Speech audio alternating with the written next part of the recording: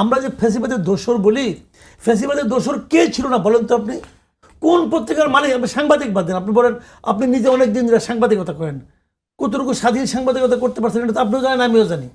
এটা তো মালিকের স্বাধীনতার ভাই।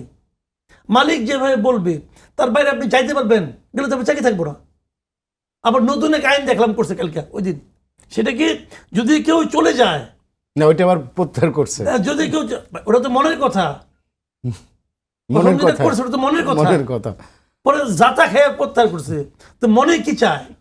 মনে চাই হলো আমি যাকে বের করে দেব সে যেন কোথাও চাকরি করতে না পারে, এটা হলো মনের কথা। তো এই ভয়টা যদি আপনি আমাকে দেখান, সাপোসা মানুষ, আমি এই বেতন দিয়ে সংসার চালাই ভাই, তাহলে আমি কি আর আমি থাকি? থাকি না তো। এখন কোশ্চেনটা হলো ওই জায়গাটাতে যে মালিকের সাথে, মালিকরা কি করছে বলেন তো আপনি আমাকে? কোন মালিকের শাস্তি হয়েছে বলেন? কোন মালিক, কোন সংবাদপত্র, কোন মিডিয়ার মালিক হাসিনা সরকারের দালালি করে নাই বলেন আপনি? একটা বাই করেন।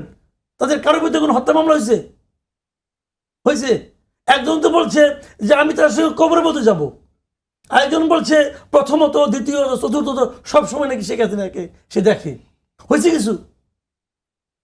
তার পত্রিকা সাংবাদিকের হয়েছে, এবং তার পত্রিকাকে প্রোটেকশন দেওয়ার জন্য এই যে বিএনপি দলীয় সাংবাদিক, আমি বলে একজন যে হাজিরা খাড়াই গেছে যে আপনি আমাকে নেন, আমি কিন্তু বিএনপি দলীয় সাংবাদিক, আবার বলছে আমি কিন্তু জামাত দলীয় সাংবাদিক, এবং তারা নিছে এবং তারা তাকে প্রোটেকশন দিয়ে রাখছে, রাখে নাই।